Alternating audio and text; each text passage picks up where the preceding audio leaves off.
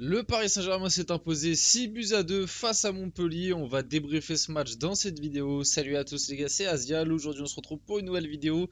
Un nouveau débrief. Et oui, j'avais pas débriefé le match face à Nice les gars, désolé. J'étais un petit peu absent pour en dire peut-être 2-3 mots dans cette vidéo. Mais on va se concentrer sur ce Montpellier Paris Saint-Germain.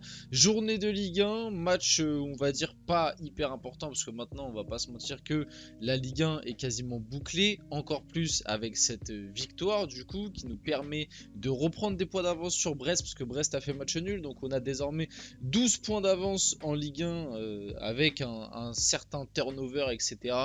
Donc pour moi c'est une très belle gestion de Luis Enrique, soyons honnêtes. 12 points d'avance avec pas mal de changements, des joueurs qui ont eu accumulé du temps de jeu, des stars qui se sont reposés. Je trouve ça très très bien. Et aujourd'hui, très bon match, franchement agréable, début de victoire 6-2. On va débriefer tout ça. Bien évidemment, avant que la vidéo commence, n'hésitez pas à la liker, à commenter, à partager et à vous abonner. Ça fait toujours plaisir, ça aide pour le développement de la chaîne. Et puis on va pouvoir y aller dès maintenant. Donc 6-2. Il y a eu 6-2. À noter que Ousmane Dembélé forfait pour ce Montpellier PSG. L'attaquant parisien souffre des tympans.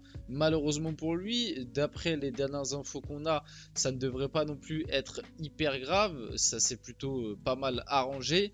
Mais ouais, Ousmane Dembélé qui du coup de base, je pense, je vous dis la vérité, et de ce qu'on avait entendu un petit peu, je pense que de base Dembélé aurait dû démarrer ce match et c'est plus Mbappé qui aurait du coup commencé sur le banc. Et je pense qu'on aurait eu une attaque Kolo Muani en pointe, Barcola à gauche et Dembélé à droite sur ce match. Comme Dembélé n'était pas là, du coup Mbappé a pris sa place. Et quel match d'Mbappé d'ailleurs, on pourra un petit peu en parler juste après. Qui nous permet d'enchaîner sur la composition. Donc la composition du PSG avec encore une fois des changements par rapport au gros match qu'on avait eu face à Nice, où là face à Nice, c'était plutôt l'équipe titulaire, en tout cas l'équipe qu'on a plus souvent vue en Ligue des Champions, avec Nuno Mendes à gauche, avec axe central Hernandez, Beraldo, Hakimi, Fabian, etc. Là, il y avait un petit peu de turnover. Kolo Muani qui a démarré en pointe. D'ailleurs, ça, c'est un truc qui a changé sur la deuxième mi-temps, et limite, j'ai trouvé que le PSG a été meilleur sur la deuxième mi-temps, c'est factuel. Et Kolo Muani était repassé à droite, Barcola était repassé à gauche, et Mbappé avait joué en pointe. Donc voilà. Mais sinon, le début de match et la première mi-temps, on a été comme ça, avec Vitinha, Lee, qui les deux ont été vraiment bons, honnêtement. Vitinha et Lee ont été bons. De toute façon, on en reparlera un peu après, mais si je dois sortir 3 tops de ce match, je sors Vitinha, Lee et Mbappé. Pour moi, c'est les 3 tops. Flop, il y en a eu quand même, malgré la victoire 6-2. Notamment, moi, j'ai 2-3 noms que je peux mettre en flop, notamment derrière. Derrière, pour moi, il y a 2 flops. Hernandez, Danilo. Et en flop, tu peux mettre plus Barcola quand même que Kolo Muani, parce que Barcola a été assez transparent sur ce match-là, soyons honnêtes. Kolo Muani a loupé quand même pas mal de choses aussi, mais il a été un peu plus visible. Et quand tu prends en compte ses dernières prestations, on va dire qu'il y a un peu de mieux, donc je vais pas non plus aller le mettre en flop, mais t'as capté l'idée, c'est pas non plus un énorme match de Kolo Muani, même s'il y a 2 passes D, je suis d'accord avec vous. Tu peux en attendre un peu plus. Kolo Muani, pour moi, dans ce match-là, il peut s'en sortir avec un but s'il est un peu plus en confiance et tout. Il a loupé pas mal de choses, quelques déplacements peut-être à des moments pas ouf. Bref, il pouvait faire mieux, mais c'est pas non plus horrible, donc je mettrais plutôt Barcola qui, lui, ces derniers temps, ça devient de plus en plus compliqué. Soyons honnêtes, on va pas non plus s'alarmer, mais c'est vrai que là, depuis 2-3 semaines, Barcola c'est vraiment moins bien par rapport à avant, et ça fait un peu peur. Mais bon, donc Vitinha a ouvert le score, magnifique frappe, et je vais pas vous mentir, d'habitude dans les vidéos, j'aime bien screen un peu les actions, des buts, etc. pour qu'on décortique un peu l'action qui a amené le but, voir le but, etc. en image. Là les gars, j'allais pas screen 8 buts. Ça allait faire trop de boulot, c'est honnête, trop de temps passé là-dessus parce qu'il y a eu 8 buts et la vidéo allait durer vraiment trop longtemps, donc j'ai pas screen les buts comme je peux faire d'habitude. Et là on va juste passer un peu pêle-mêle euh, sans vraiment voir les réelles actions. Mais voilà, Vitinha qui a ouvert le score sur une magnifique frappe, encore une fois extérieure de surface. Vitinha qui a été absolument stratosphérique sur ce match. Le match de Vitinha ce soir, un but de passe D, une masterclass. Voilà, pour moi, je le dis, je le répète, on en parlait très récemment dans quelques vidéos. Déjà, je ne comprends pas le bashing qu'il y a autour de Vitinha dans la commu PSG. Moi, quand je vois encore les avis sur Vitinha de certains sur les réseaux, je ne comprends pas comment ce joueur peut avoir autant de haters au sein des propres supporters du club dans lequel il joue. Je n'arrive pas à comprendre, je sais pas, j'ai l'impression que Vitinha limite est plus détesté qu'un Carlos Soler, est plus détesté que des joueurs qui ont bien moins de bons matchs et ont bien moins enfin ils font bien moins une bonne saison cette année. Voilà, je sais pas, il y a des mecs je sais pas pourquoi Vitinha il est autant détesté, mais voilà, moi je vous le dis, je le répète là et je l'avais dit dans une précédente vidéo, pour moi Vitinha c'est le meilleur milieu de terrain sur la saison.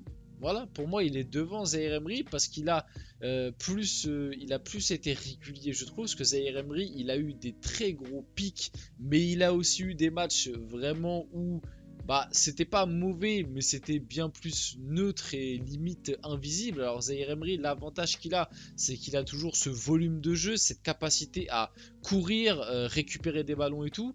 Mais il y a des matchs où Zaïre Emery, il les a un petit peu traversés sans vraiment qu'on le remarque, quoi. Il y a des matchs où, voilà, c'est neutre, je pense que c'est le bon mot. Alors que Vitinha, cette saison, je trouve que il a quand même souvent su ressortir, même dans les matchs un petit peu compliqués, ou même quand le PSG était un peu moins bien.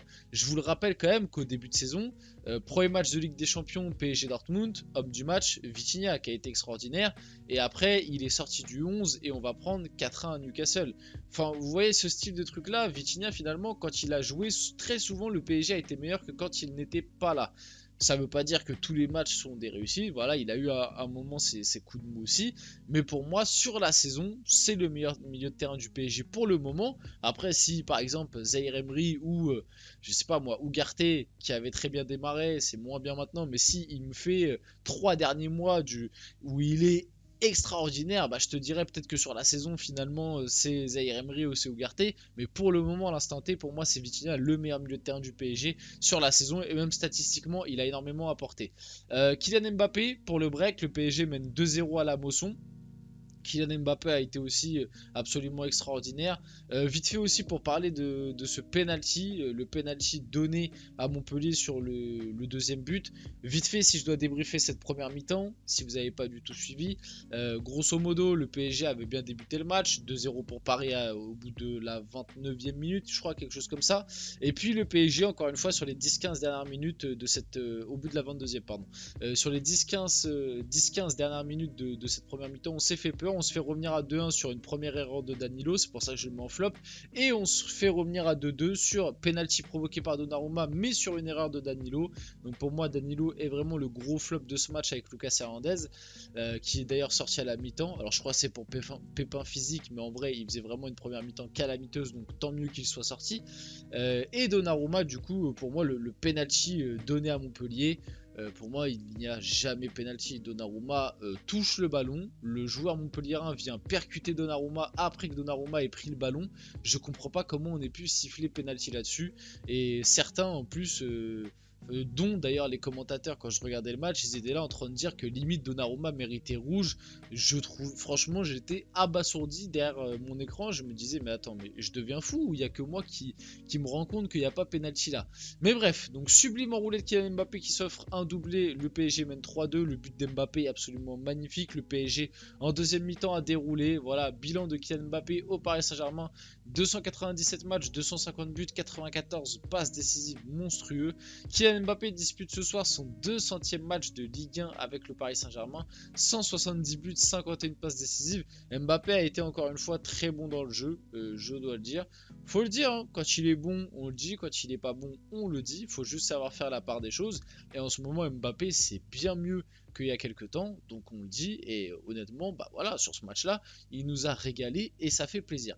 Quand Ginli inscrit son deuxième but en Ligue 1, le PSG mène 4-2, après il y a même eu le 5-2 sur un but encore une fois d'Mbappé qui a inscrit un triplé, et il y a même eu le dernier but de Nuno Mendes à la 89e minute pour le 6-2. Vite fait, pour finir la vidéo, si je dois donner et un peu plus développé top et flop. Comme je vous l'ai dit, top, Mbappé, Vitinha, on en a déjà parlé, les deux ont été monstrueux. Voilà, Vitinha, vous savez ce que j'en pense désormais. Mbappé, quand il est bon, on le dit, même si le côté extra sportif, ça ne me fera pas changer d'avis, mais voilà, quand il est bon, on le dit, quand il est pas bon, on le dit, je sais faire la part des choses. Et Lee Kang-in a été aussi très bon de son côté. Maintenant, il y a eu un peu plus de difficultés sur le reste. Ugarte, mi-figue, mi-raisin. Barcola, comme j'ai dit, un petit peu transparent, bien moins bien en ce moment. Hernandez, qui était vraiment pas bon, qui a eu énormément de mal sur son côté, sorti à la mi-temps. Alors apparemment, il avait une gêne, mais bon, dans tous les cas, voilà. Beraldo, ça a été, mais c'est pas son meilleur match. Danilo Pereira, je pense que c'est le pire joueur du PSG sur ce match-là. Et Hakimi, ça a été meilleur en deuxième mi-temps qu'en première. Et puis Donnarumma, qui a fait, on va dire, son boulot. On va finir la vidéo là-dessus, j'espère que la vidéo vous a plu, si c'est le cas n'hésitez pas à la liker, à commenter, à partager et à vous abonner les gars, c'était Azial et on se retrouve très rapidement pour une prochaine vidéo.